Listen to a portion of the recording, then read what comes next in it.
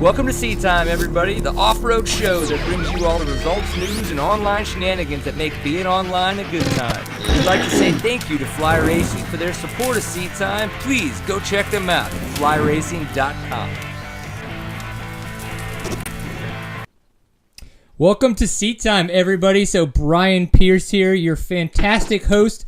And I don't know if you guys were checking Instagram or not, but I just decided it's close enough to Halloween, so it's not technically a Halloween show, but I wanted everybody to kind of see the fact that this is what I threw together. I went and grabbed my cowboy hat, my shirt that says something very profane about sleeves, so I blocked that out for everybody. And then, of course, I've got my daughter's blue fairy wings on, so I just figured that'd be a really, really fantastic way to go about trying to throw together a Halloween costume for all of you guys out there. I hope you enjoy it. So, Seat Time, episode 105. This show being brought to you by our fine supporters over at Fly Racing. You can go find them at flyracing.com.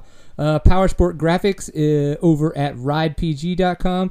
And, of course, the guys over at Fast Company bringing us the awesome flex bars. You can find them at fastco.com. So those guys, of course, we say thank you very much for your support. Please go support them. That would be fantastic if you so did.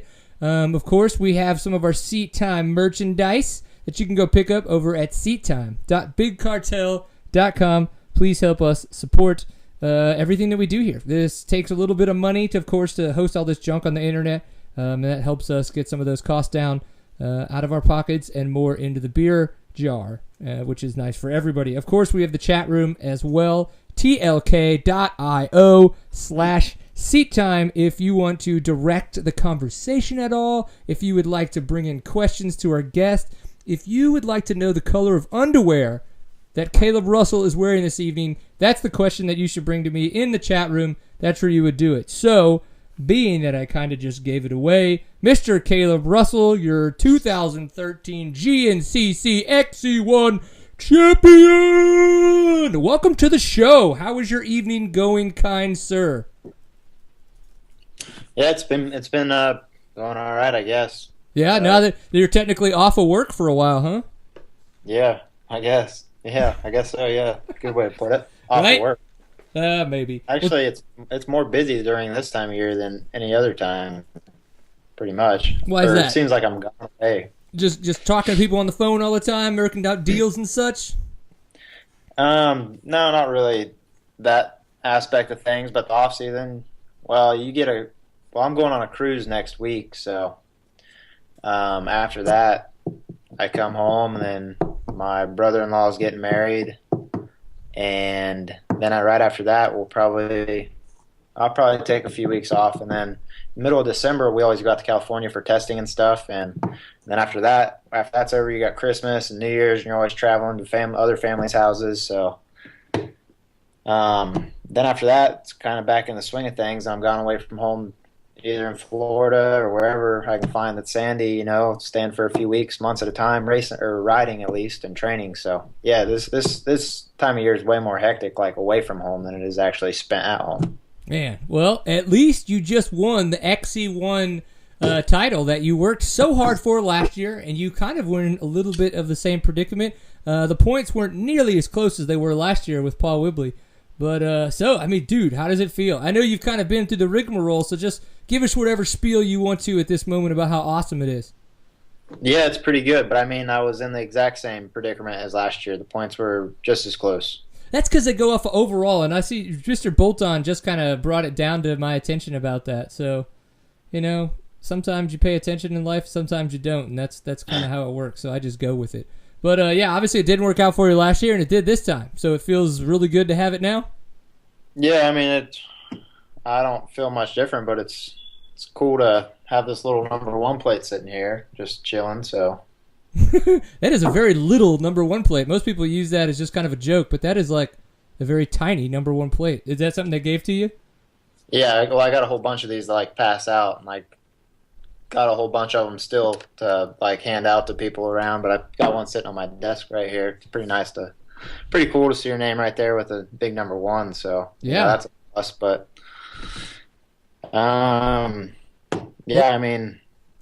it's just it's kind of a relief, a little bit of a weight off your shoulders, and I definitely gonna have to work hard next year to keep that thing. Yeah, I think you are. And not to say anything about the way that you performed this year. You performed awesome. Guys like Strang, who, past GNCC champion coming back, had some struggles this year. Whibley had some struggles. Charlie Mullins was on point. He's kind of a past GNCC champion. So now we're going to have a lot of champions looking like they're going to be completely healed and just back at it next year. Ready to kick some butt. I mean, is there a strategy in your head, or you just know obviously what you did last year worked and you're going to just try to do all that over again to get ready for 14? Yeah, I mean, I can't really control what they do, so I'm just going to go out there and win. That's that's how I look at it. No, and we actually talked. If I ride like, Go ahead. If I ride like I do at Ironman, I rode really well. Like, I surprised myself. I rode probably one of the best races I've ever ridden this past weekend. If I ride like that, through next year, it's going to be a pretty good season too. Yeah, I agree. I did kind of wanted to see if there was any mental game. When we talked about it on the 100th episode, one of the things I think we brought up a lot is attitude that you have, and not an attitude in a negative way, not like you're egotistical attitude, but it's just like you can tell that you have a way of riding that's that your attitude gets carried through that, and you could see that it was like, what, if you're going to go over there and twist the throttle really hard, then you're probably going to win, and that's what happened. So it's good to hear that you think that your Ironman performance was a really good one, because you looked awesome from watching it on my couch at the webcast.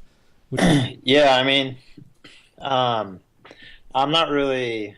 I wouldn't consider myself cocky or anything like that, but I'm just confident, and I know if I know I have the ability and the desire to win is right there. Like, I don't like losing at all. I'm a pretty sore loser, so to speak. But I think I watched the Ricky Carmichael his Hall of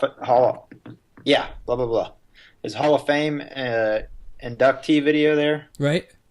And somebody made a pretty cool comment, and I thought it described me pretty well as well.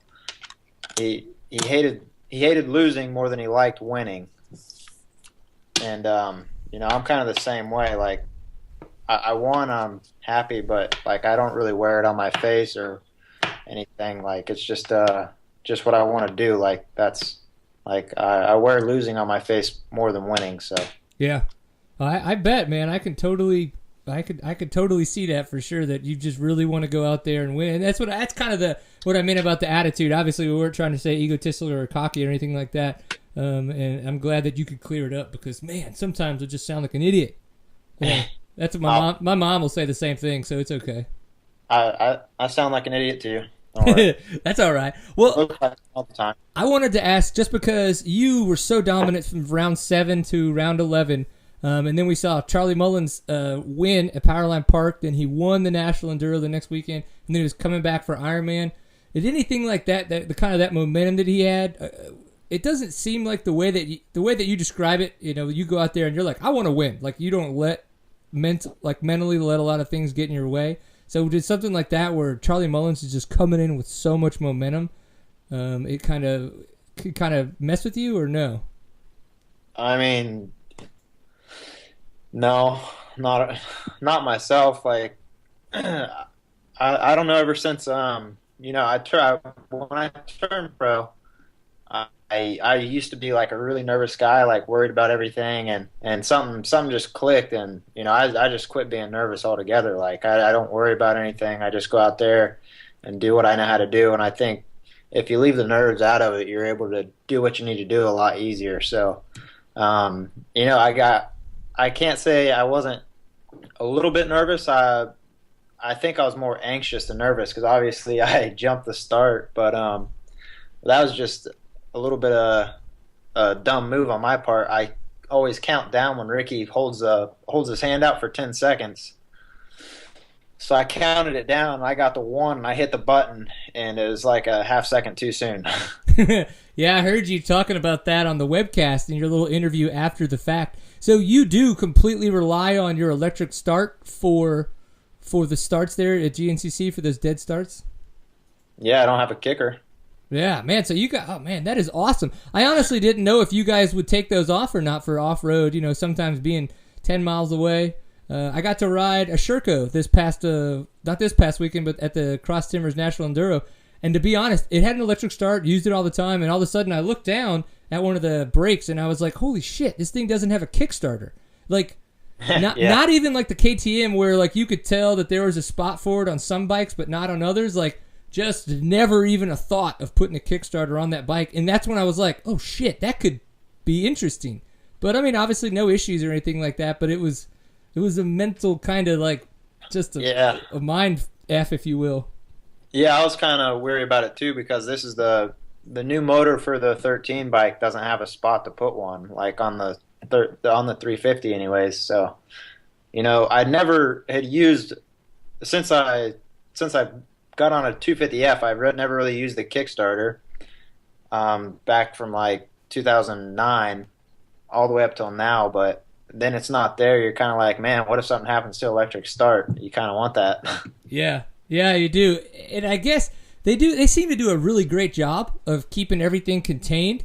And you know, you're kind of like, oh man, what if I snag it on something? Blah blah blah blah blah. But honestly, those wires and the harnesses they have for everything, if you snag that on something, you're probably gonna be worrying a lot more about whatever happened to you as you pinballed and ragdolled into a tree, opposed to freaking pulling out a wire or something like that. Well, what else has been going on for you in life? You know, you were starting off with the OMA earlier this year.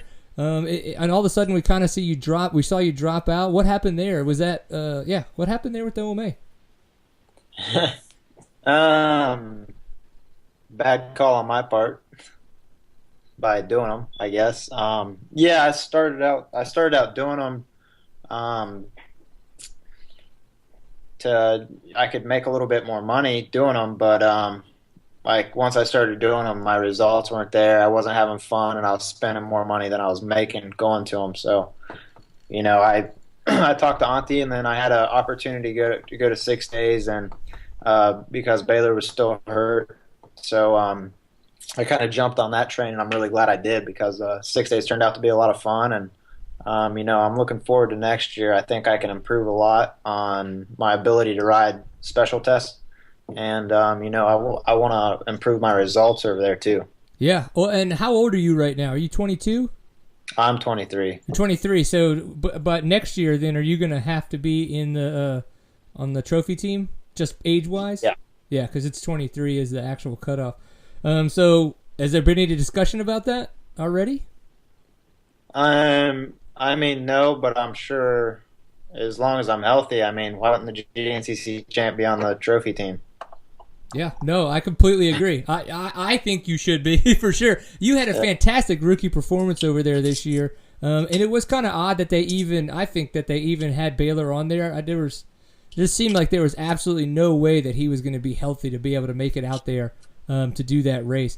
You said you had a fun time. You really enjoyed it. Obviously, we know your results showed that you did a great job. Just tell us about some of the experiences over there. Maybe like your best highlight and worst part of the trip.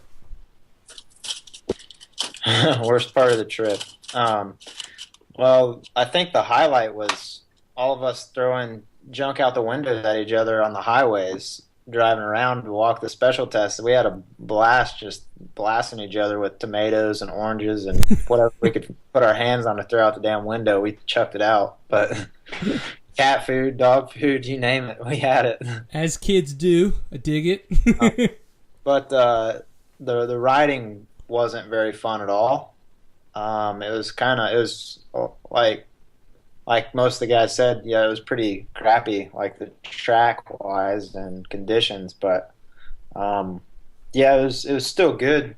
It was still good to go and like kind of compare yourself to everybody else in the world. But yeah, I was pretty displeased with myself. I didn't think the results were up to par, and I wasn't too happy with myself.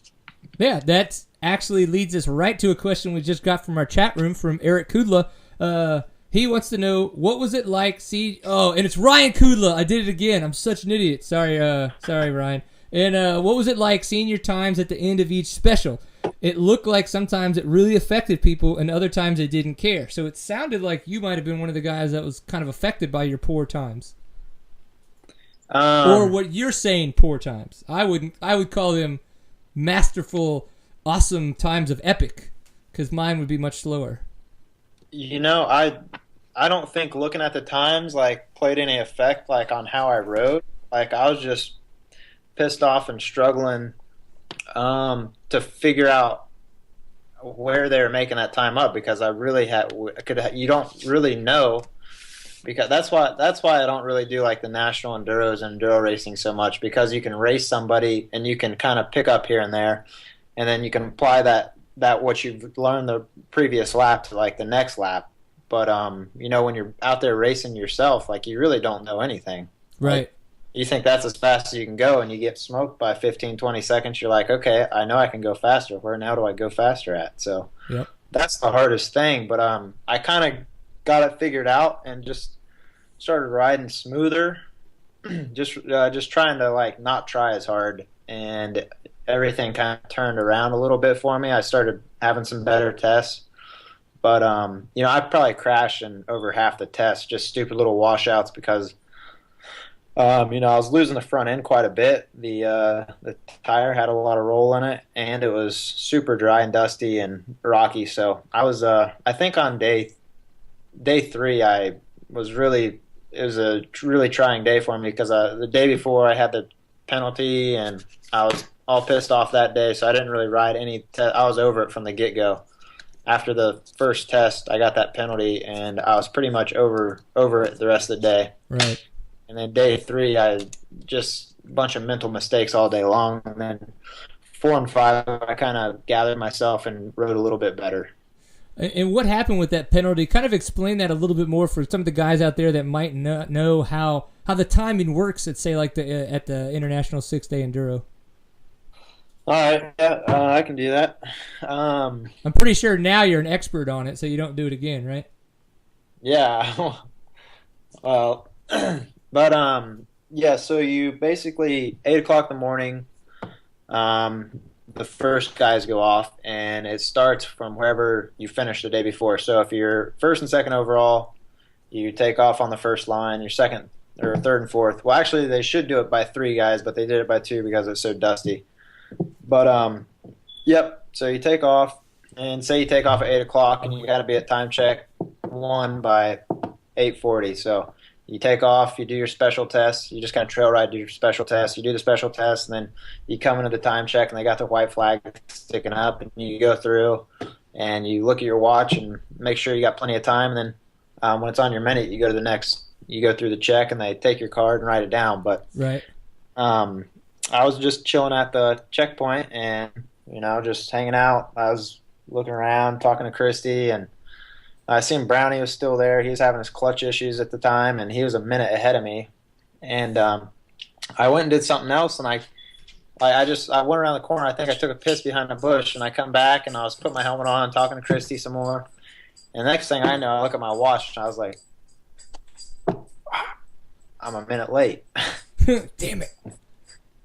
So by the time I got my helmet and goggles and gloves on, I got to the thing, and I was already 2 minutes down. So it was just me not paying attention. That's what it was. Like it was stupid, and I was pissed off at myself about that the rest of the day. So I really didn't ride very well after that at all.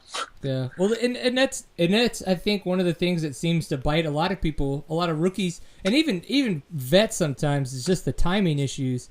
I know that I haven't ridden in that obviously that event before, if you will, but just even like traditional timekeeping enduros, man, you're trying to ride ahead maybe 18, 20 seconds or whatever, and you come around a turn and see the check marker, and you're like, oh shit, and you try to just try to trials it for a little bit and dab a toe or whatever the rules are for there.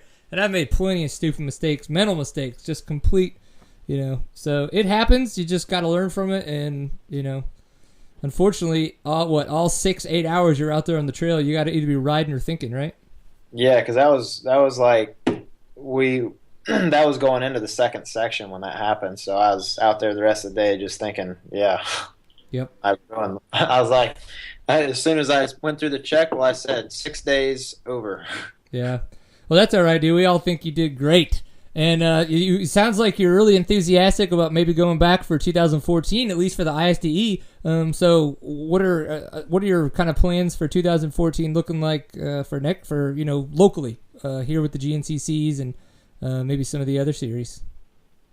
Yeah, just GNCCs as of right now. I want to try to do a couple of enduro crosses. I think they look pretty fun. Like, it's just something I want to. If I'm having fun, I can do well at something, and they look pretty fun, and I like to try it, and I like to just go out and jump random stuff, like, just obstacles and hit rocks and stuff. I'm not the best like rider at that stuff, I'm not saying, but it looks like fun, and I've never done one, so I'd like to get my feet wet at least. Yeah. And I was going to say, we're actually going to be going to Vegas, and I'm going to do the amateur program. So, you could come out there and give me pointers, and then I could give you pointers for the pro part. I think I'll have a lot of trail advice by that point. Yeah, I was wanting to. I was trying to talk the boss into let me do that, but I've got the GNCC banquet this same weekend, so it's not going to happen. Oh yeah, it happens. That's the way it falls. Well, okay, so are you? I don't know where your contract is right now with KTM. Are you still within your contract right now? So you're going to be back on the team officially with them next year? No, my contract's up this year, and we're still negotiating. So okay.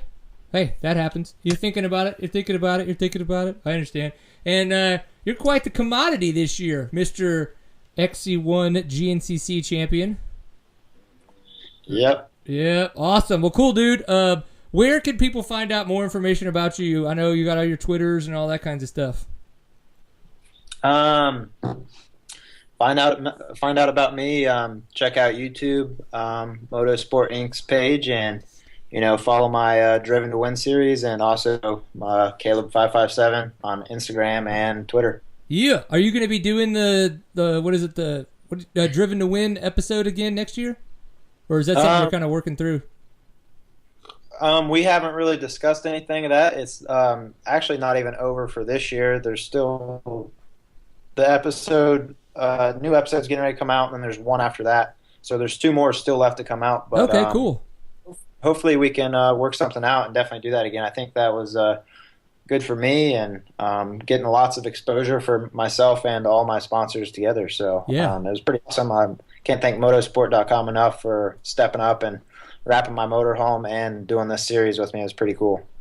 Heck yeah. Well, I think I definitely, if I had any kind of a request, I would ask that we got to see a little bit more of your wife in the episodes. That she changes the scenery up a little. You know what I mean? Yeah. And then we did get another note from the chat room that they say that your open fire detector or fire alarm back there is beeping, and that's a safety hazard. And you should change the battery.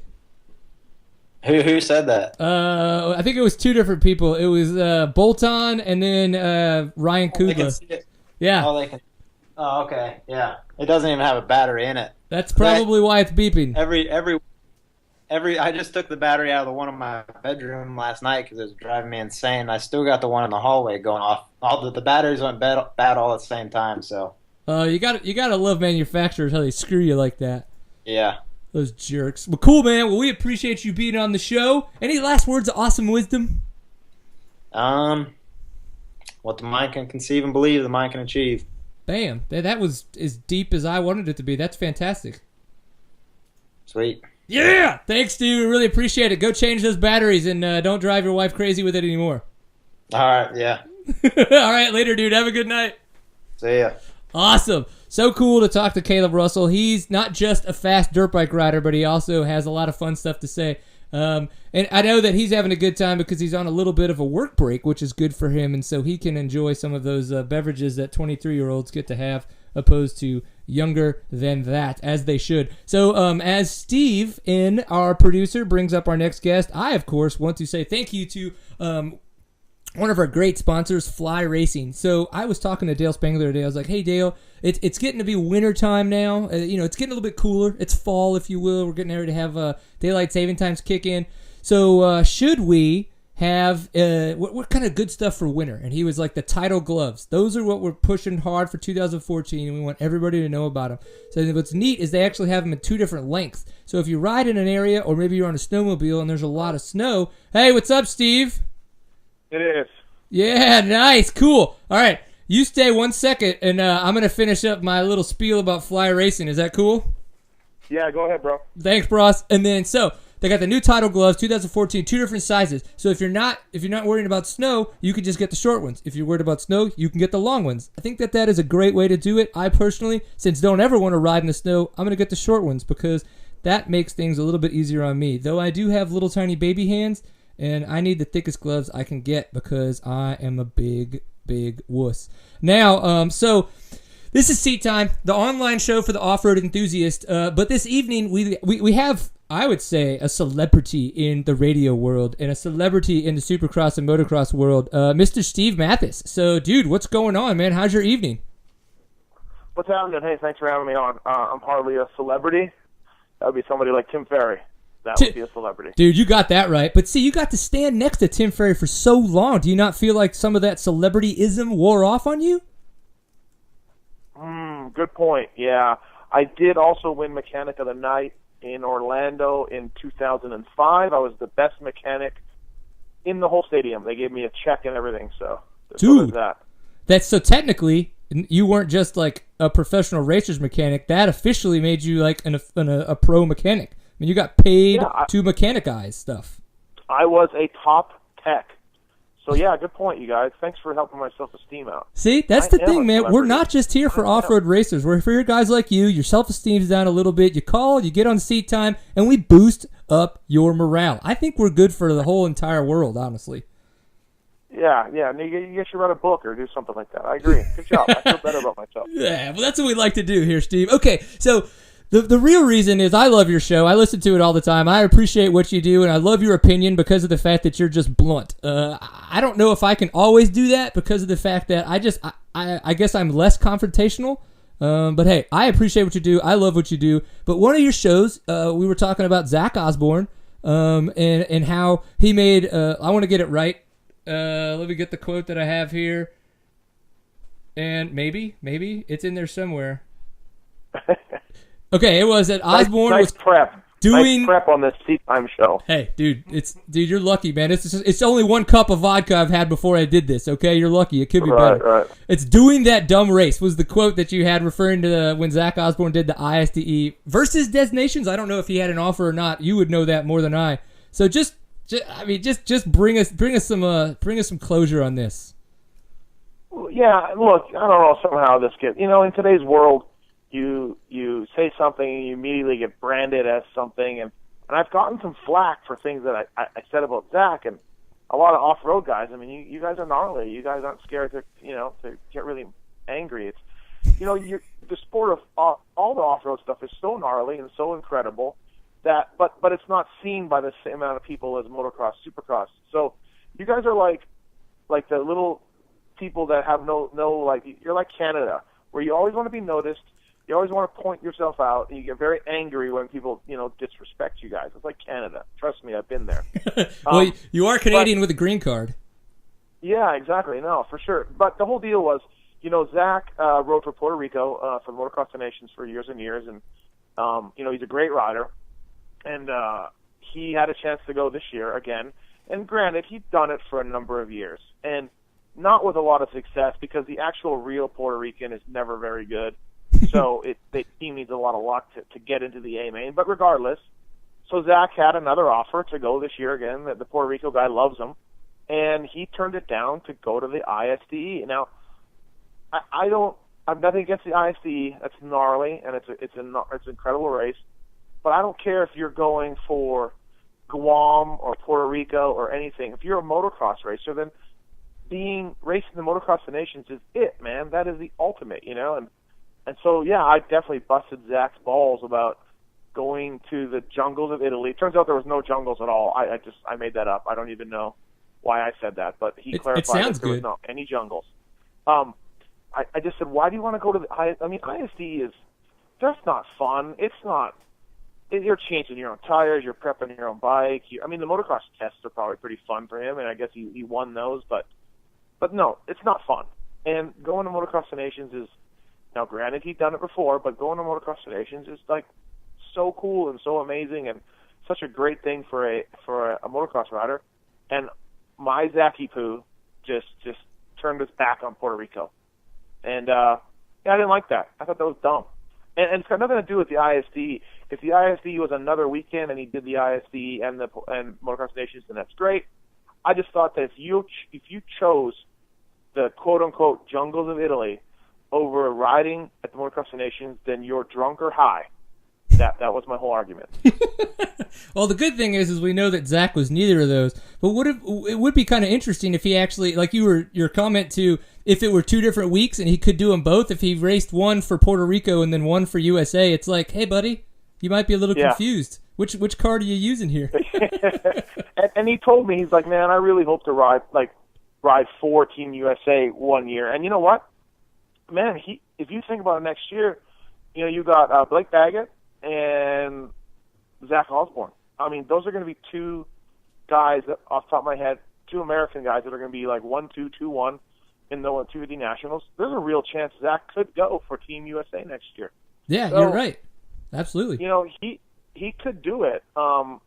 He just said, I've done it. I've been there, Mathis. You're an idiot. I love ISE. And so that's kind of how it all started. But, hey, he did really well, and I'm happy that he's happy.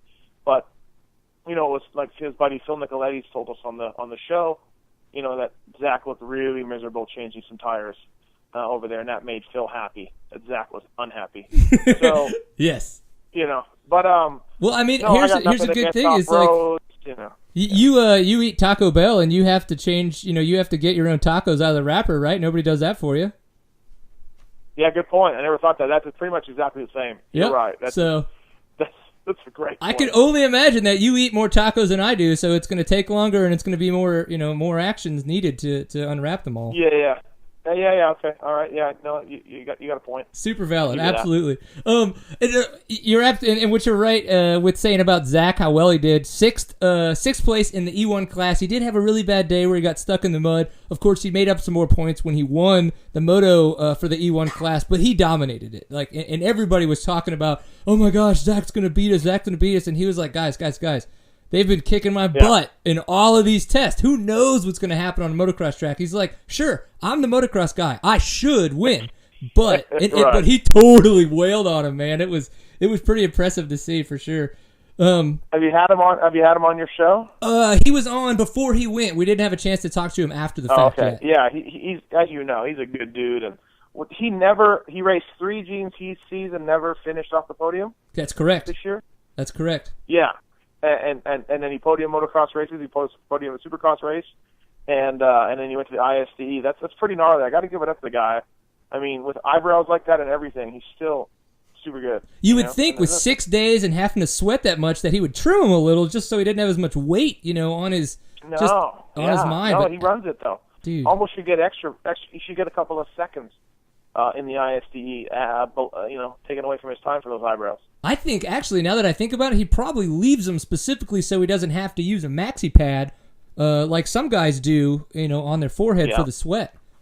I don't know. Yeah, good point. Maybe those 60 helmets just are that awesome and they love big eyebrows and they just fit better.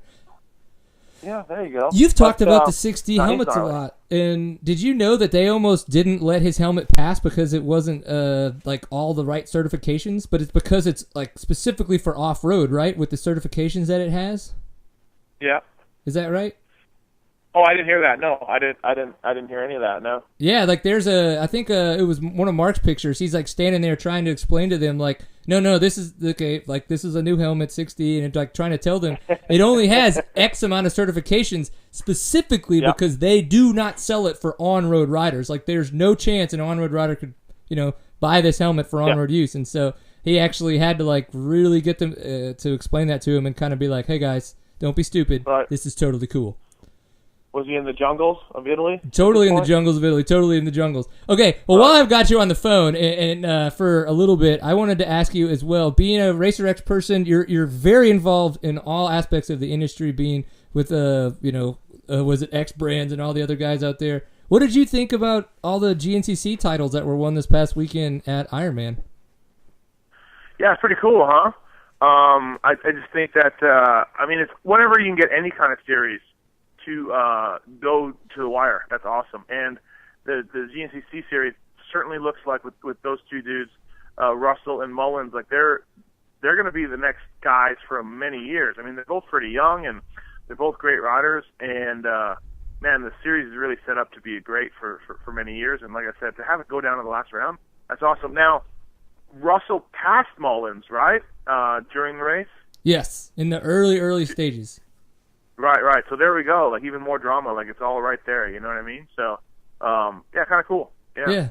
It's kind of a transition piece for me because I do like getting your opinions on this stuff. Like I said, I love listening to your show. I've always got great opinions. So my next one kind of goes, all right. So off-road, everybody talks about the economy. And in reality, our whole industry blames the economy and talks about the economy and it's this because of the economy. So I wanted to get your thoughts on some of the economy talk that goes on in the off-road world. Do you have any, off the top of your head, opinions or thoughts or just maybe stuff we're doing wrong that could possibly help the off-road kind of the racing community and help build that up so there is a little bit more money for guys to be able to have maybe more full rides, less privateer rides out there and things like that? I'm not really too sure because I just know, look, we had 3 teams fold up in Supercross last year, and I mean, again, I don't want to talk down to the off-road guys or anything, but it's beneath Supercross, motocross in terms of visibility and exposure and marketing dollars spent.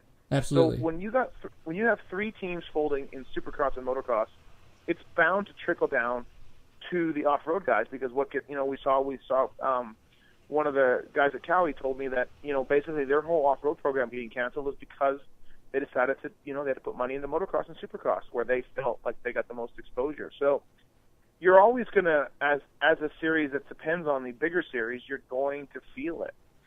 You're gonna see it. And I mean, truthfully, I think that we're better than what we were 3-4 years ago. There's a little bit of more money out there, and there's a little bit going on. But judging by the 3 teams that folded, and it certainly wasn't all the economy's fault. It's easy to blame that, but in one situation, the team was basically just there was a fraud from the start. Like with Velocity 3, there was never any money there. So it wasn't all the economy's fault, but you have to figure that it's going to trickle down to the off-road guys, and it's too bad. But I mean, on the other hand, where did Geico Insurance start? It started in the off-road community in the GNCC series. That's true. There's still sponsors out there that can be had clearly for the off-road guys. It's just a matter of like you can't go to the rock stars and monsters in the same well as the motocross, supercross guys because that's where they choose to put most of their money. So go find another Geico. I know it's easy to say, but if you're fast and you're marketable and you have a well put together program, you can get money. I mean, look at is Andrews still doing Husky? Fred Andrews Racing? Yep. No, he is currently. There is some kind of rumors and debates and stuff like that on what next year is going to look like for them now that Husky is not Husky from this year. Right. Yeah, I heard the same thing. I just wasn't sure if there was a decision. So, but there, look at that. That's a perfect situation. Like they just found ways to do it. Fred went out and then got Husky, and obviously runs a profitable program. And so, I mean, it's people like to say the economy, and it is certainly part of that. But look, we all can be better, and we all can work harder and try to do a better job and try to figure things out. But it does. You guys in the off-road business are at the mercy of what goes on in Supercross and motocross, and it ain't all roses up here, guys. I'll say that right now. You get some poop stink as well up there. Yeah, exactly. All right, now we did have. I did not want to inundate you with a bunch of motocross, supercross type questions and stuff. Stuff that you talk about on your show. But the one that our buddy Zach Hubert, he really wanted me to ask. He was hitting me in the chat room and all kinds of messages and stuff. Is like, could you give us any more insight on what's going on with Reed? Well, no, I can't. I mean, I was telling him on Twitter the other day, like, when are you going to announce everything? Because I'm tired of getting texts and calls and tweets about what's going on with you. He's trying to wrap everything up. Like, depending on who you talk to, David Millsaps has a 50% chance of going over to Chad's team on a Kawasaki. Chad's going to ride a Kawasaki next year. We know that. Heavily helped up by Mitch Payton at Pro Circuit. Now, whether it's a monster Pro Circuit team, 2-2, I don't know. But Mitch is going to help him out again. He's going to ride a green bike. Depending on who you talk to, there's 50% chance that David Millsaps ends up over there. And Chad's just trying to put everything together right now. So that's really, and what I'm telling you isn't anything that people don't really know. I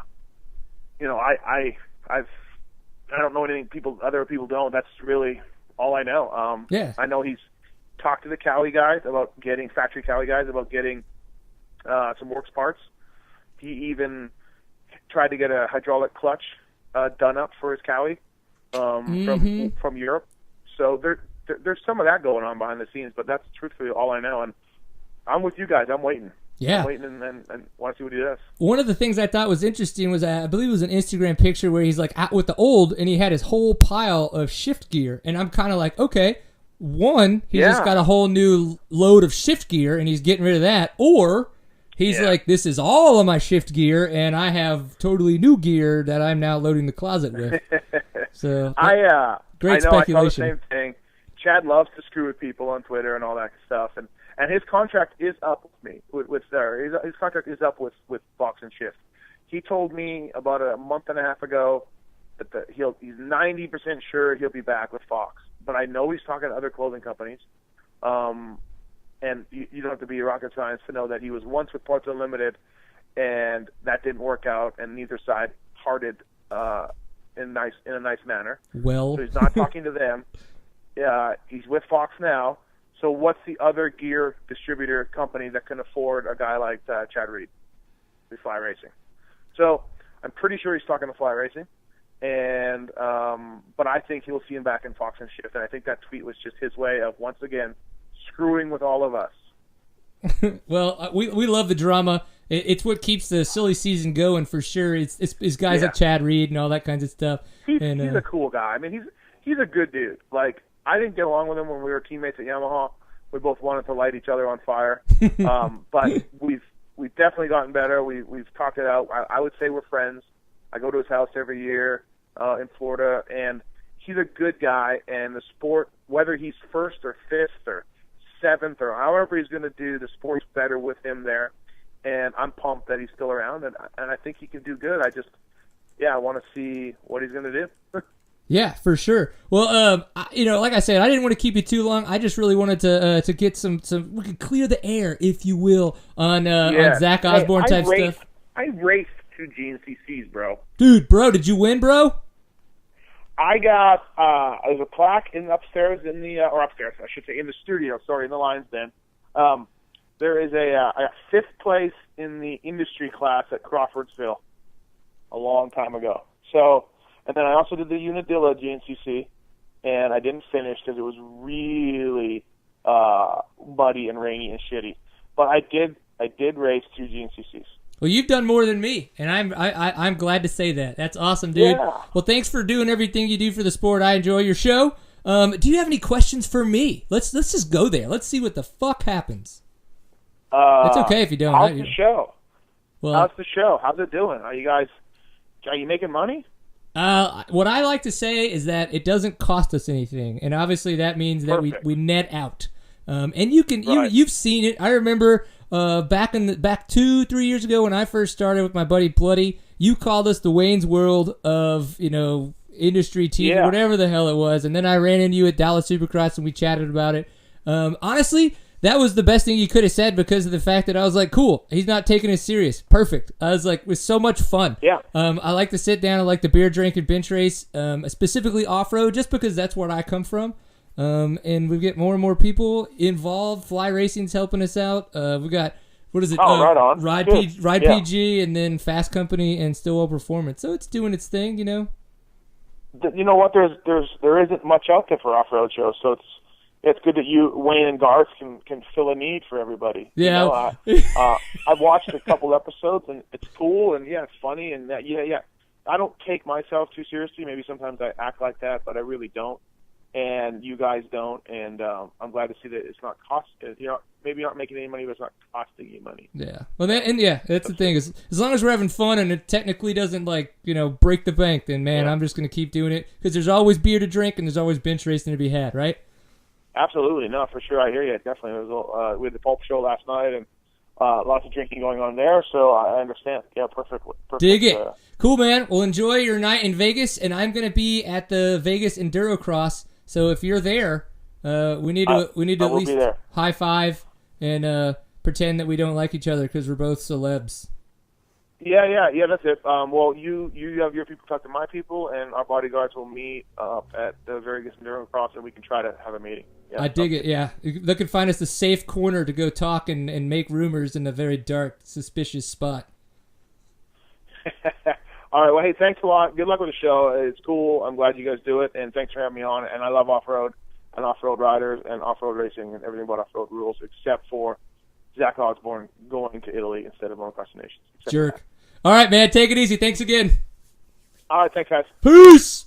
All right, so it's always great to have Steve Mathis on the show. I say that like it's been done before. It hasn't. I just can't thank him enough. It's just tons of fun. And as we go ahead and say awesome, thanks to all of our sponsors, I definitely want to talk about Powersport Graphics. You can find them at ridepg.com. And, of course, we have a fun little discount code, Seat Time. Very easy for you guys to remember and get a hold of. Use all that fun stuff. So they did all the great breast cancer awareness stuff where people could get all their graphics done up, pink-like for Ironman. Of course, that's over. So, hey, we're going into the fall. People are going to either be doing their winter series or they're going to be doing, getting ready for 2014. So make sure you go to their website, check out all the stuff they have. They also have their rider support program going on right now. So if you're looking for a great graphics company to partner with, I think this is going to be a really good one for you to do it. They are awesome. They're easy for us to talk to. And rider support is Jared Bolton, your own redheaded stepchild. There's no other better way to do it in this industry. So we thank Powersport Graphics a lot for their help. Please remember to go check them out. RidePG.com. Discount code is SeatTime. And it sounds like from the chat room that a lot of people were like, I was like, any questions for Matthews? No. Well, I get it. The guy does what he does, and he's got his opinions, and he's cool with it.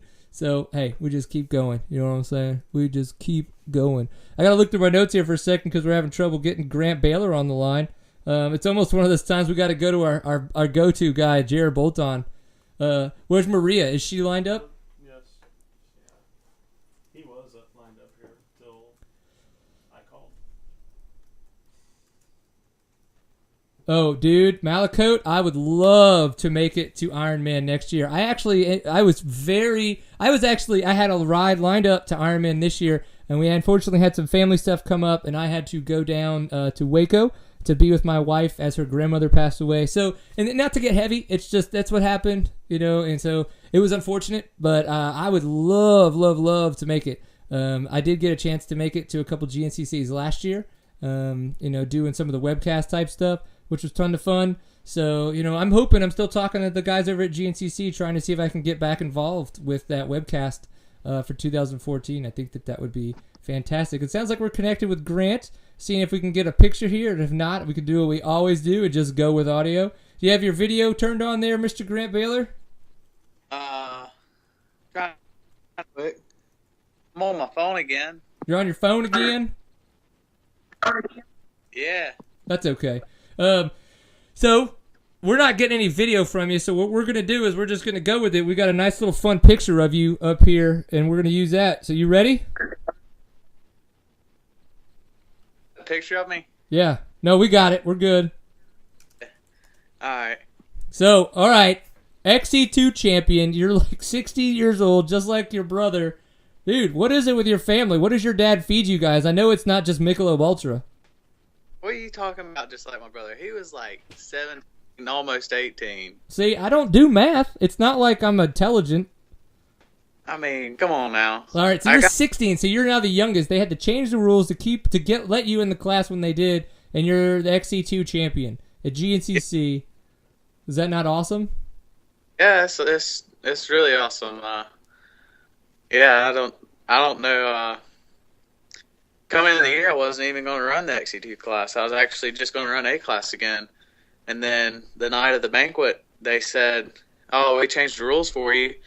So if you're 15 going on 16 the year that you're going to race XC2 and you finish top 20 overall from the previous year, you can run the class now." So I was in because I had 16th overall, and so I was good on that, and so I just ran it and was expecting, maybe to get third, maybe run with Andrew and Jason a few races, but I only ran with Andrew really one race, and that was Georgia, and then every other race he kind of just checked out. I mean, I rode with him a little bit, but he would just check out.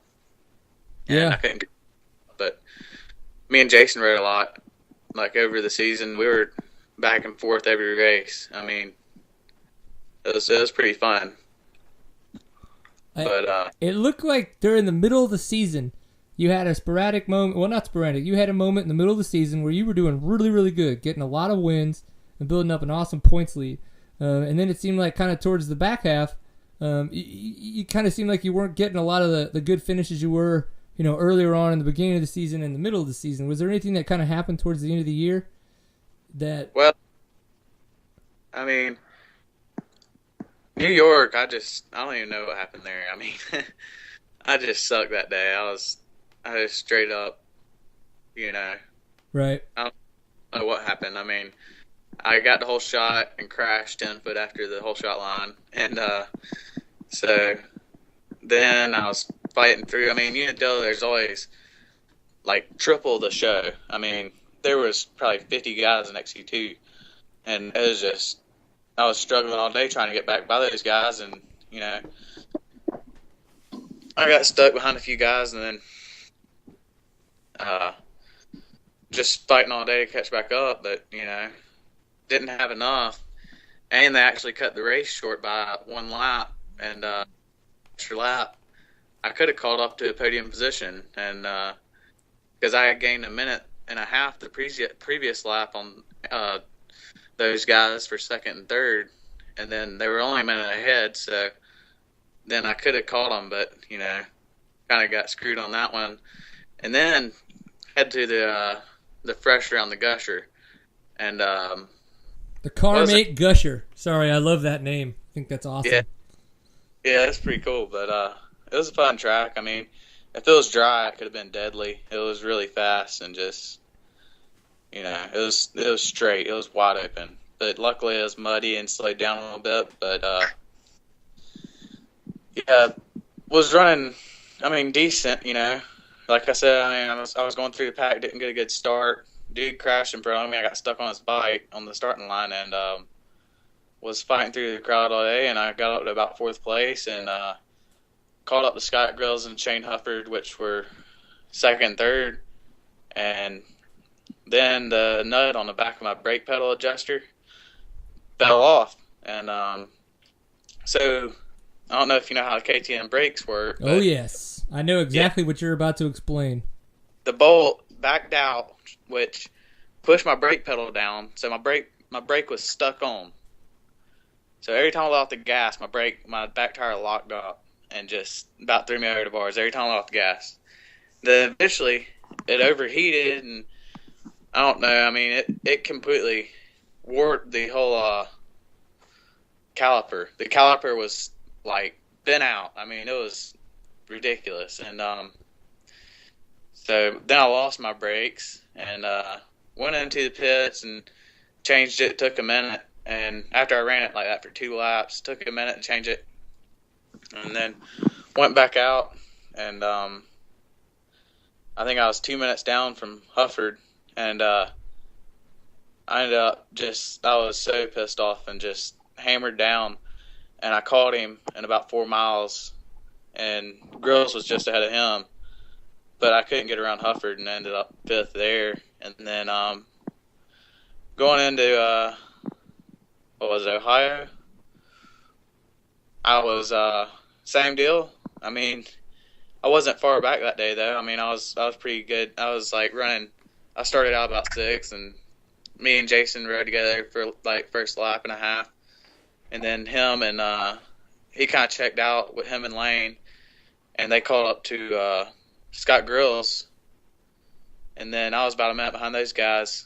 And I hammered down for a lap, called up to him, and it was right before the pits. I mean, I could see the pits, and I ran out of gas as soon as I called up to him. I mean, we were all wheel to wheel.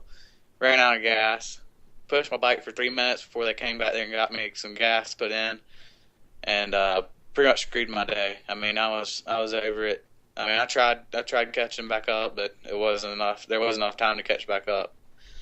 And then this last one, I mean, I got a good start. I was second around the second corner, and then got passed. I was third, and it was Jason that passed me, and so I was third behind Shane Huff, or no, not Shane Hufford,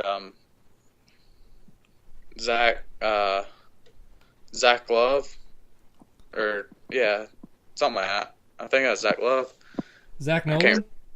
No, Zach. He just got out of the A class this year. Okay, yeah. Yeah, and he was in the lead, and me and Jason got by him, and then Andrew called up.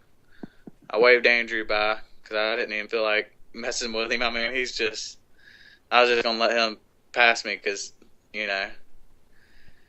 oh well, Right? He's on a whole different level. I mean, I was going to see if whatever he was doing and see if I could keep up with him, And so just waited him by. He went up past Jason and kind of checked out. Him and Hufford, I think, checked out, actually. Yeah, it was Hufford who was ahead of me on the first lap. That's who passed me. It was Hufford and Zach were ahead of me. And then Hufford kind of checked out from me and Zach, and then Jason and Andrew came by me. But then Andrew called up to Hufford, and then and Grills, huh?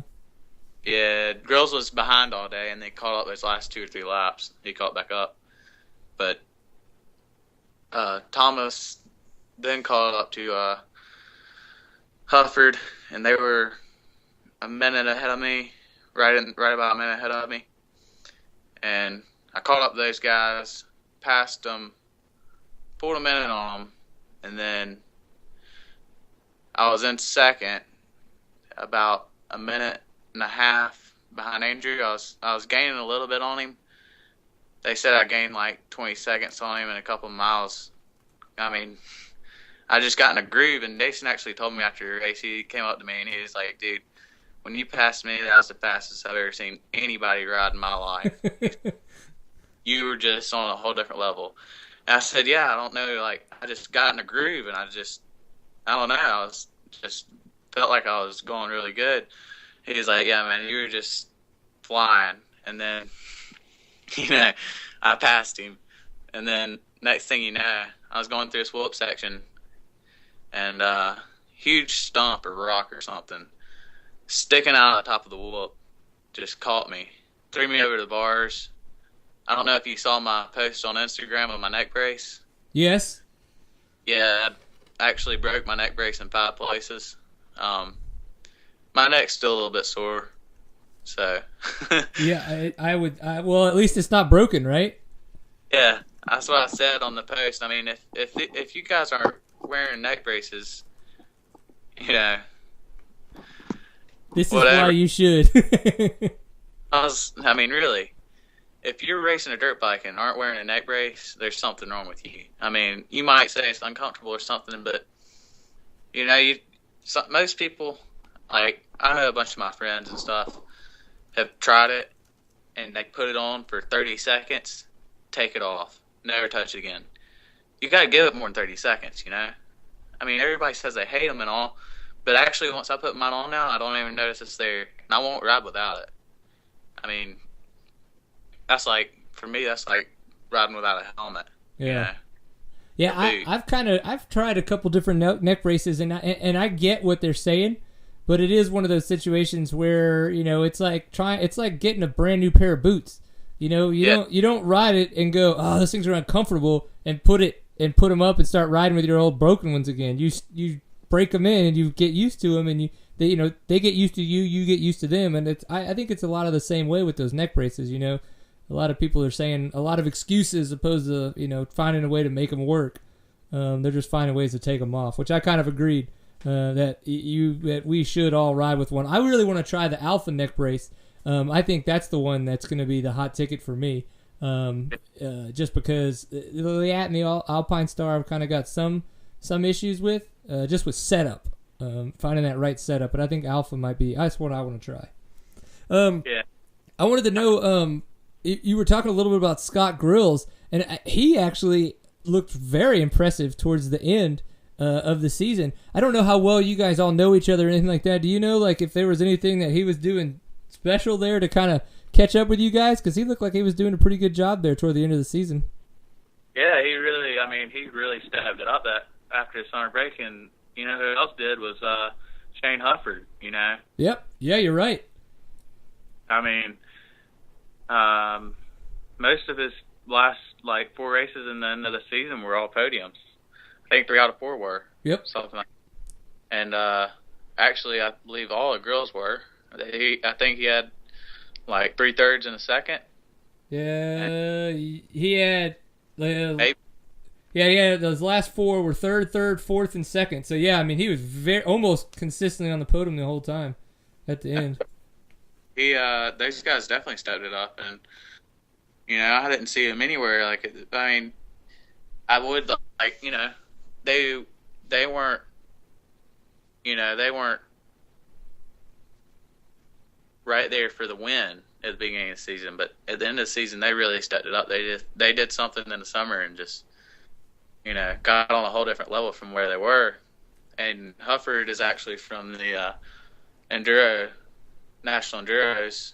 That's what he was running, and then this is his first year running GNCC, I believe. And I think mostly he's just been getting used to it all year, Yeah. Definitely have to watch out for them next year. Yeah. I was looking forward to running to you at the Cross Timbers Enduro, but you guys didn't make the trip out. Why didn't you guys come to the last round? I just decided it wasn't worth it. I had the GNCC title on the line, and I couldn't prove anything out there in Enduros. I was 7th in points or something like that. Right. My best finish all year was a 5th, and I don't even get paid anything to go to those unless I get in the top 5. I'll get a bonus, but right. It wasn't worth it because I'd be paying out of my own pocket to get there, and it's just too much money to go out there to Oklahoma.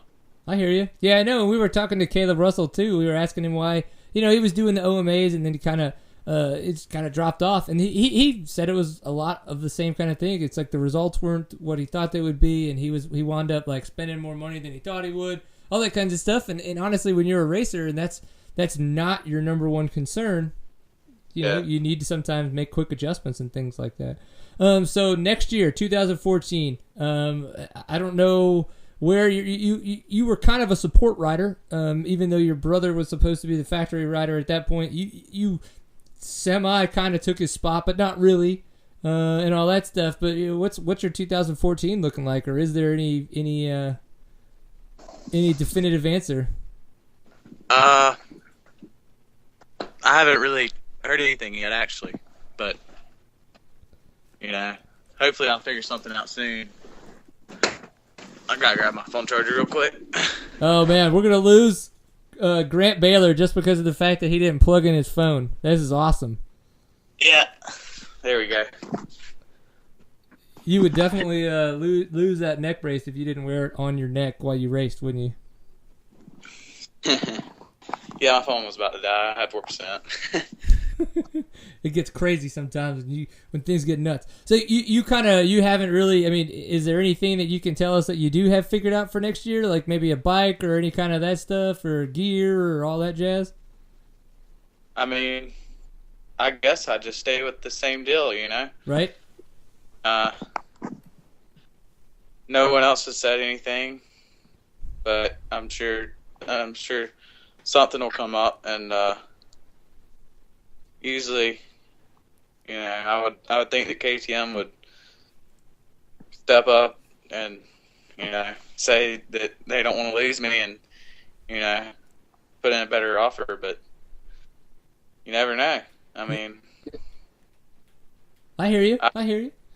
Rumors, I know how it is, but yeah, it's the same thing. Like we just had Steve Mathis on, and we were talking a little bit about silly season and how, you know, just rumors get started and all that kinds of jazz, and it's just a time when people don't know what's going on. They may say one thing and mean something else, or somebody hears something and they misinterpret it. So that's why it's just good to ask, kind of, you know, see if there's any truth to anything, or just, you know, or if there's just anything out there at all. And so XC2, you get another year now to defend your title. Are you going to stay in the XC2 class? I have to. Age rule. So what's the age rule on the XC1 class? 17 by the first round. They're not going to change that one for you, huh? I really don't. I mean, I really don't care if they do or not. I'm going to run XC2 anyways. There you go. So you're going to go for the double?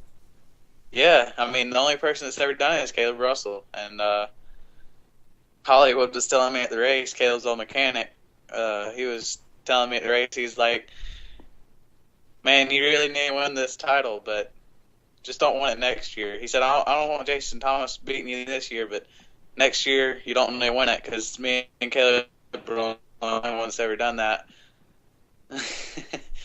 Yeah, I hear that. Well, I could see it happening. So that's what I'm going for. Yeah, that'd be awesome. What bike? Are you still going to stay on the 250? Yeah, I mean, can't really change anything. I could go down a bike size, but I can't go up. Yeah, that's true. Yeah, I'd be like, I'm going to ride a 225 because I'm going to big bore a 150. Yeah. Get crazy with it. Just have some fun. Well, or what are you going to do for Christmas? Come on, tell us something crazy about yourself. What am I going to do for Christmas? Yeah. What do you mean? I don't know. You know, whatever. You're going to ask your mom and dad for, like, dolls, or what's the deal? No, yeah, probably. Yeah, probably get me some dolls and and you know those big Barbie houses? Yeah. Ooh. Yes. I got one for my daughter last year. I do. I'll send your I'll send your dad. I'll send Big Stu a picture and be like, "This is what Grant would like." I broke my tea set last week, so I need a new one of those. Awesome. Yes, for sure. And then you could get like a little. What are the red wagons? What are those little wagons called? I don't know. I think it'd be fun. Well, what you need to do is you need to start a Grant Baylor like Instagram account that's just you playing with your dolls. I think there's something to that. Yeah. I think it could be fun. Yeah. Might need to. Awesome. Well, we're gonna get the next GNCC champion from the women's side, Maria Forsberg, on next. But I wanted to ask, as I always like to do, to talk about it and make sure that everybody is socially out there in the world. Where can people find out more about you in the world of social media? I got Facebook, Twitter, and Instagram, and actually I never get on Twitter. I mean, who does, right? That's like the old MySpace. Yeah. I mean, the only thing I really use is Instagram, but it is GBaylor16, I believe. All right. I like math, and that sounds like a really good equation to me to figure that out. And I do agree that with Mr. Jeremy Saylor from the chat room that the episode title for this one will be Grant Plays with Dolls. That's official. We're putting it in the books. And I appreciate you for playing along, Mr. Baylor. Yeah. Yep. You're like, shit. I love playing with my dolls. Oh, did you say dolls or something else? What do you think I said? Can't use that as an episode title, can I? No, I can't, because this is semi. Well, it's kind of PG-13. Sure, whatever. All right, dude. You have a good night. Thank you for being on the show. We really appreciate it, man. All right. Hey, we'll and I'd love to say thank you or congratulations for your XC2 championship. That's awesome. 16 years old, earliest one out there, right? Yeah, I had to kick my brother's ass. So. Right? It's just begun. One Baylor beats the other Baylor. That's okay. Your dad's gonna outdrink you guys for the rest of your lives. So. Yeah. I know, because I tried and it's not gonna work. Later, dude. Yeah. Peace. All right. So as we get connected with Maria Forsberg, I would like to thank our next sponsor of Seat Time, the guys over at Fast Company. You can find them at fastco.com. The big thing that a lot of people know these guys for is their flex bars, flex handlebars. And what I like about these guys is they're not just for the riders that have like wrist issues or hand issues. They're for the guys that have any kind of tendonitis, any of that stuff. What I've had is a really bad shoulder surgery, and so that's, I kind of reached out to those guys and we started talking, and they were like, these will be great bars for that. Great way for you to get back in. I haven't had any shoulder issues where they did the surgery since I've been riding the bike. Now, granted, I've only ridden about 4 times, but I did do a huge 60-mile race at that Enduro.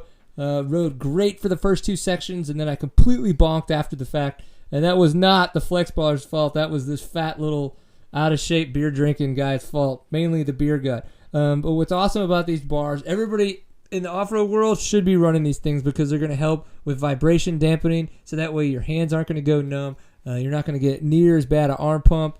And obviously, if you had any kind of wrist injury, shoulder injury like I have, or anything upper body, it's totally going to help you out. Go check it out. One of the tools that I'm looking forward to picking up when I run into these guys in Vegas is the the torque spoke wrench, because I hate trying to figure out if my spokes are the right tension. So I think that's going to be the hot setup. So obviously, thank you very much to Fast Company for your support of Seat Time. And we look forward to seeing you guys in Vegas. It's going to be a good time. I'll probably post some pictures that may not be appropriate for where I'm going to post them, and we'll watch them get pulled down. I don't know. Thanks, Fast Company. Okay, so Maria Forsberg, we've got you online. You look fantastic this evening. I'm not going to lie. Hi. No, come on now. And so you've been on Pit Pass earlier this evening. Just go ahead and tell us all the questions and answers so that way I don't ask them again. No? Me? Yeah, absolutely. It's your show. I'm just here for you. Oh, so you want me to ask the questions and answer? No. What my joke was, since you were on Pit Pass earlier, I wanted to know kind of what you guys chatted about, so that way we don't ask the same question. We don't want to bore you by talking about all the same stuff, right? It was mostly just about my retirement. Oh, well then dang it.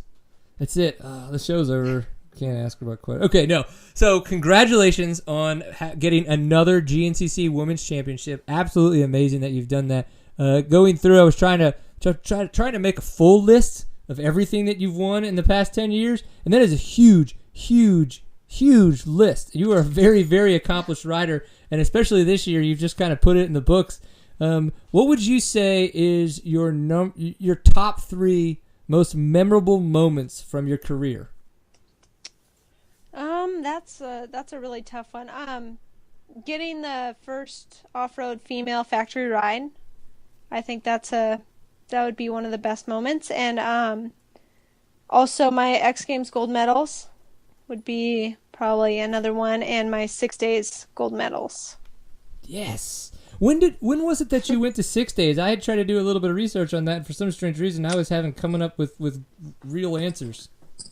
I went in 2008 and 2009, okay. I think. Nice. Yeah. And were you riding KTM's then, or were you what brand of motorcycle were you on? Yep, KTM's. Nice. Have you been on KTM's pretty much your whole career? Pretty much for the most part, yeah. Nice. Well, you've ended well. Obviously, they went far beyond, I think, the Call of Duty on just showing their appreciation. I mean, obviously, we knew that they did, but man, it looked awesome. They just had so much cool stuff just on all the social, social space and on their website and everything like that. Just talking about how much they appreciate everything you've done for them. And I know you would feel the same. So tell us a little bit about this past weekend at Ironman and kind of how the race went for you. The race went really good. Me and Casey battled pretty much the whole time, and I think she ended up winning by 5 or 6 seconds or something like that. And so it was a race till the end, and it was well deserved on her part. She rode really great, and it was definitely emotional for me, like on the podium and when they handed me my number 1 plate. And I mean, it's hard knowing that was the last time I'm going to see a bunch of people. So it was sad, but it was also good. So but yeah. And we do have Jared Bolton in the chat room, and he's already trying to give us flack because he just immediately is like, we already covered this in the toolbox. And I was like, well, it was like if... Ooh, okay, we got a good one from the chat room. Tom McIntosh wanted to know, he said, ask her about the Hairport Scramble wreck that you had the weekend before Ironman. Yeah, so I decided to do a local race. And my husband's like, well, just sign up in the pro class and see how you do. And I was like, well, I'm not going to do that well, but it's just for practice. And so, and I had a couple good friends that were racing the afternoon race, the beginner race. And, so I wanted to help pit for them. And I was like, oh, I'll just sign up. And I think I was in 8th, and, there was like 18 or 19 or 20. I don't know how many people were in the class. And I was in 8th, and it was at an airport, and so you do the woods and the all the single track, and then you jump onto the pavement, and they have you like swerve to slow down before the checkpoint, and I was swerving, and then you go straight again, and then you swerve right before they punch your card. And the first time I swerved, I was like, oh, I could go a little faster than this, and then so I went in a little hotter, I tapped the front brake, and I just went down hard, and both my elbows were all swollen and road rashed up, and then I did another lap, and it was so fun. It was perfect conditions. It wasn't dusty, it wasn't muddy, and I was having so fun, but I was riding a little over my head to try and keep up with the big boys.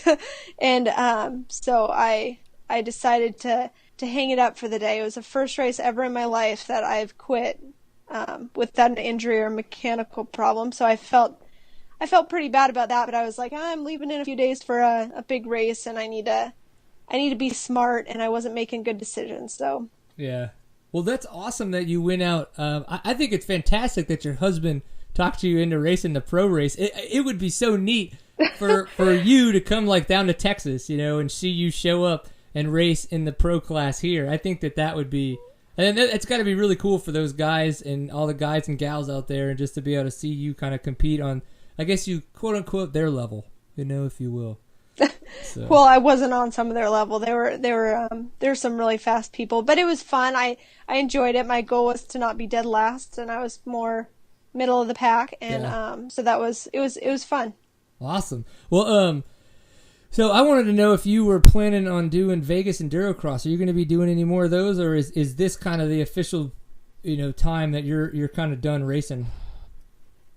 Well, I was going to do Vegas Endurocross, but my GNCC banquet happens to be the same weekend. Yeah, so. That's right. Mr. Russell just mentioned that earlier on in the show. Man, I really got to start remembering stuff. I'm telling you. Yeah, it's a huge bummer. Oh, well, that's okay. What I was going to say is that I'm going to be out there, and I was hoping that you could be like the tip master for me in the amateur program. I saw Destry Abbott out there with his son, like pointing out all the lines and stuff. And I was hoping that you could do that for me, but well, I would if I could, but I can't be in 2 places at once. It's very true. So I'm gonna just go out there. I think what I'll do is I'll get somebody else, I don't know, some guy, and I'll see if Bolton will send me your gear that you gave him, and then they can wear it and stand next to me and give me directions, and it'll feel like I'm still kind of getting that same. I think that we're halfway there, right? Yeah, just get a long blonde ponytail on him and call it good. I wish I could get Bolt on to be there. That would just be the perfect way to do it, is to get Bolt on in the gear there. But again, he's going to be at the GNCC banquet. I'm just totally I know, because getting screwed. that's where all the cool people will be. He'll be hanging out with me. That's what I hear, and then we'll find out who had a really good time by all the by all the hungover people trying to wake up in the morning. Oh well, so no Vegas Endurocross. So we've talked a little bit about some of the memorable moments in your career. I think the X Games, obviously this year, how well things have gone, and it's not your first medal. You've medaled before this year, but tell us a little bit how it was for you and all the other ladies kind of traveling around the world, and the fact that they've unfortunately canceled it, moving forward. It was a ton of fun, and all of us girls are really good friends, and so it's all pretty cool. Like we'd all race and be competitive, and we'd all go out in a giant group afterwards, like the men and the women, and we'd all hang out together after the race. And so it was really cool. It was really truly like a family, because we're in these countries that no one speaks English except us, and we all got to compete and then go hang out together afterward. It was pretty cool, and to compete and to race in 2 Olympic stadiums was unreal, and the fans were awesome, and it was a great experience to travel some of the world, meet some cool people, and bring home some medals. Absolutely. Well, cool. Most awkward experience being an American in a foreign country that you had while on your travels? What would you say? God, I think I was pretty fortunate. I didn't have any. I went to Brazil a little early, and I had a layover in Sao Paulo, and I was by myself, and I knew no English, and I had to pick up my bag. And I was kind of just wandering around aimlessly, but I got my bag, and I don't know how. Actually, I ran into someone who spoke English who was visiting her fiance down there, but yeah, I was pretty fortunate. Now Man, that you say did. That's funny that you got that lucky, man. Typically, everybody has at least one like crazy moment where some German, tries to do something awkward, and you're like, "No, this is awkward." Were there any other good stories, like maybe from some of the other riders that you heard? Not off the top of my head that I can think of. Man, we're missing out here on all the good stuff. I know it. I know. Something had to happen. We'll send out some tweets and see if we can get some good Twitter news going. That'll be fun. Well, so I know that you're involved with CrossFit heavily, which is awesome. I know that you're also heavily involved in a lot of other sports, like mountain biking and all kinds of other crazy stuff. So, what is there anything? Is there any one specific area that you're going to try to focus on now that you're kind of retired and the racing, the professional racing is over, or are you really just going to be all like no holds barred and just try everything? I think it's going to be chaotic. I think I'm going to try so many new things. It's going to be. I don't think I can stick to one thing because there's so many things I like, and just really playing around with the different things that I like. And we went downhill mountain biking in Whistler, and I had an awesome time. And so just having some free weekends and hammering down on stuff like that, and maybe doing some hunting and a lot of bicycle riding, and maybe even some local CrossFit competitions. That was one of my questions, is I didn't know if we would possibly see you in the CrossFit Open next year trying to compete for a spot at regionals. No, those guys are gnarly. I don't know if I could do that, but I mean, I would try, but I don't think I'd come really close. Yeah, well, the good thing about the Open, what I like is that you can scale. What I love about CrossFit is so scalable. How scalable everything is. So you can still take the Open workouts and, if need be, scale them down. And I'm pretty sure that you would not scale them as much as I would. But hey, that's fine. You're more fit than I am, which is what it is. Aw.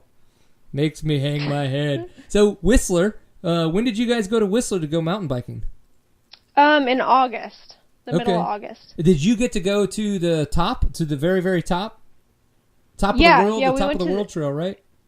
Yeah, we went there, and it was right after Crankworks got done, so it was in pretty good condition. We went during the week, so no one was there, and we definitely hammered down. We were just there riding for 2 days, but the first day we had so much fun. Our forearms were so sore that we could barely ride the next day because we were having so much fun just going, and we never stopped. And then all of a sudden we're like, shoot, we got a whole nother day. And but yeah, we learned a lot. So next time we'll go a little slower, I think, at first. Yeah, the first time I went out there, I was supposed to go out there with, this was like 2007. I was supposed to go out there with a whole group of people, and everybody backed out. I mean, everybody. And so I was the only person that was like still had the money or still had the time or whatever everybody else's excuses were. So I just said F it, and I went, and I was gone for 7 days, and I was out there by myself for 5 days. But what was so awesome is everybody's so nice. I literally rode with a different group of people from around the world every day. And there was even dudes from Vancouver I met that invited me to come down and ride some of their like private North Shore trails, like back in Vancouver. It was just so epic. That is a place any dirt biker should go downhill mountain biking at Whistler. It is epic. Yeah, that's what I said. And there's so much that transfers over, like from motorcycles to downhill mountain biking, and it's really fun. Did you have any issues with the brakes being backwards or backwards from a motorcycle? No, I didn't, because I leave my mountain bike at home. I leave the brakes the same. So. Oh, so you actually keep the front on the right on your mountain bike? Yeah. Man. See, I tried to do that, but then I wind up riding the rear brake a lot because I'm so used to kind of having those moments where you're using the clutch and the clutching. Yeah. I'm a weirdo though. I don't know. You have any advice for me on how to be better at life? Because obviously I'm sucking at it. No advice. You're like, no, you're pretty much a goner. It's unfortunate. Oh man, but Brian, I'm just telling you, there's nothing there. Well, cool, man. Well, obviously you're going to be having a ton of fun in life. You're going to be doing some crazy stuff. Is there any possibility that you could run like a week-long training camp that I could come like live the Maria Forsberg life in Washington, like and hang out? Because you guys seem fun, and I think that would be a grand time. I think you could do this for a lot of people, or just people that you specifically picked out. Yeah, we pretty much only do stuff that's fun. I mean, we mountain bike, road bike. We bought a big trampoline, and yeah, I don't know. Maybe that could be in the books. Doing a week-long thing, Life of Maria. I think we're on to something here. Yeah. Yeah, it could be like going to Woodward, but instead of going to Woodward, you're going to Washington to hang out with Maria for a week. That's right. Yeah. Only a week though, because after that you're gonna be like, get out. You're annoying me. You would probably only last about 2 days around me, Maria. We're not gonna lie. It would be you would have to have, there would be some clause or something in our contract that's like, I can kick you out at any time. It can happen, buddy. Well, all right. Well, where can people find you so that way they can follow you socially and all the fun little areas out there, websites and all that jazz? I'm M Forsberg 411 on Instagram and Twitter. I don't really tweet. I don't know how Twitter works. I just link my Instagram pictures to Twitter. So, but I'm more on Instagram. And then Facebook, I have a fan page, Maria Forsberg. So you can like that, and I'll try and keep that updated. Dig it. Speaking of Instagram, I did watch a lot of your East Coast trip before the Ironman. So how cool was it for Sarah Whitmore and Smaje to go ahead and like get engaged? It was awesome. It was cool to be there and to be a part of that. And man, they got some cool stuff at their house: an enduro cross track, trials, bicycle stuff, a rock climbing wall, and then we went to the Rays indoor mountain biking park, and that was unbelievable. It was really cool. Yeah, I have wanted to, like, it wouldn't make a ton of sense in Texas just because of the fact that if our winter's wet, it sucks. We have a bunch of trails. None of them would be rideable if it's wet. But if it's, it would be like good for that. But if it's dry, I don't know, man. I would love to go to Rays. That place looks amazing, and it just keeps growing. Yeah, and pictures do it no justice. I mean, it's so much cooler. So would that be another situation where if somebody were to go, like myself, I'm gonna go to Rays, like give it more than a day if you've got the time, like. Yeah, and pace yourself first day. Yeah. So you did backflips too into the foam pit, didn't you? Yeah. So where did you just decide to do that, or have you tried backflips on a bicycle before? Or I have. We have a pretty. My buddy's got a pretty tiny, kind of gross little pond. It's only like 10 feet deep. It's actually like a giant puddle, I would guess. It would be more like. And we built this ramp. Sounds totally legit. Yeah, it's awesome. But we built this ramp, and I've done a backflip into the water, but it's a little different because the ramp's like 5-6 feet off the water, so you have more time to flip. When the foam pit, the foam is level with the top of the ramp, so you got to spin way faster. But yeah, that was the first time me doing a backflip into a foam pit on a bicycle. Yeah, well, you looked great. And then I remember my first attempts at trying a backflip into a foam pit on my like 26-inch mountain bike that I had. Oh, the bike should have just got stuck in the rafters, man. It was like you get halfway and you just kick out and it's like, turn into a retard. I was better at 360s, but then into the foam pit anyway. And then the handful of times I tried to take the 360 to the actual box jump, I smashed myself so hard into the ground. It's just ridiculous. So again, I need help. Gnarly. Obviously, that's why I need a week with Maria. I need help at life, at being more awesome, at being crazy. Well, okay. So I wanted to see if you could repeat the words that I have for you again. Okay, depends. Magazine. A magazine. A magazine? How is it? Magazine? Magazine, yeah. I love it. And then roof. A roof. A roof. A roof. Roof. Wait, how do you say it? Roof. A roof? Roof. Yes. Yep. I mean, not that I'm right by any means, but that's just how I say it. Okay, so one more time. Magazine. Magazine. Magazine. I like that. And then roof. Yeah. Roof. So say house. House? Oh, that's pretty normal. Yeah. That's okay. How do you say like a garbage bag? Garbage bag? You say a bag? Bag? Yeah. Bag. Big? Bag. That is awesome. Is that a Washington? Is that like a typical Washington accent, or do you just like come up with this stuff in the bathtub? No, everyone here says bag. Big? Oh my God. Yeah. Okay, I don't really know how this is going to sound, but Caleb Russell wants to know if you could say theater. Theater? Oh, that was so normal. Bad call, Caleb Russell. Bad call. Oh, well. Well, cool. I appreciate you putting... I remember the first time we had you on, Jared Bolton had mentioned that you had an accent with certain words, and I asked him really quick in the chat room what those were, because I remembered that, and so I had to... It's like once a year I need to be able to make sure I get that, my little laugh out of the way. So you have an accent, really? It's interesting because you don't have like a full-on accent. You just kind of have words that come out different. They come out as if you have an accent. But yeah, like bag sounds like total Northeast, like to me. It's weird that it's a Washington thing.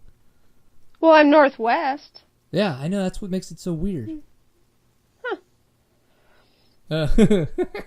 No, we're not. Now everybody's like putting words in the chat room. I'm like, no, Bolton knows the good ones. We're gonna go with those because he gets to talk to her all the time. It's like we're not about to just have hey Maria, say all our fun little words that we come up with randomly.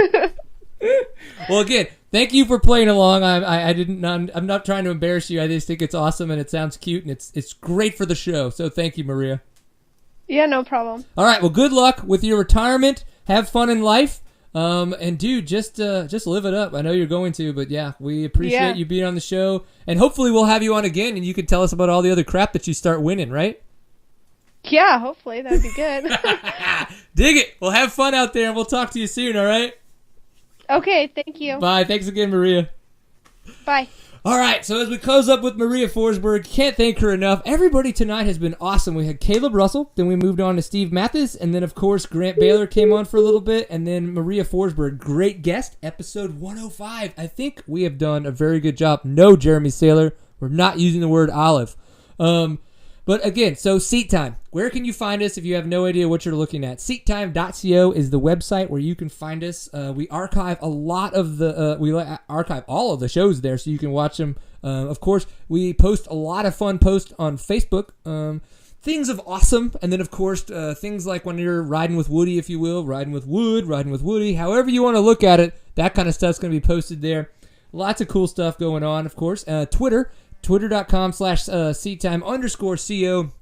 What's great about Twitter is you can say whatever you want. So that's how we got in touch with Steve Mathis.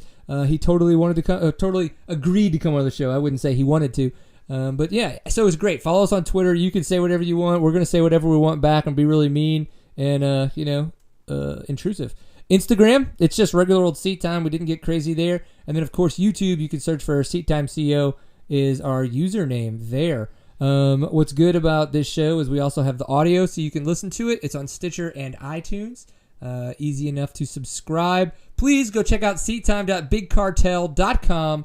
That's where you can go and pick out our new quote shirt. You can get pint glasses, which are like these, and of course koozies in case you live in the South and it's not going to be a cold winter and you need those.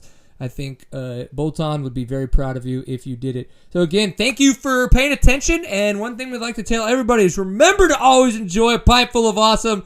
And we'll see you next week, Tuesday, 8 p.m. Central Standard Time. Peace.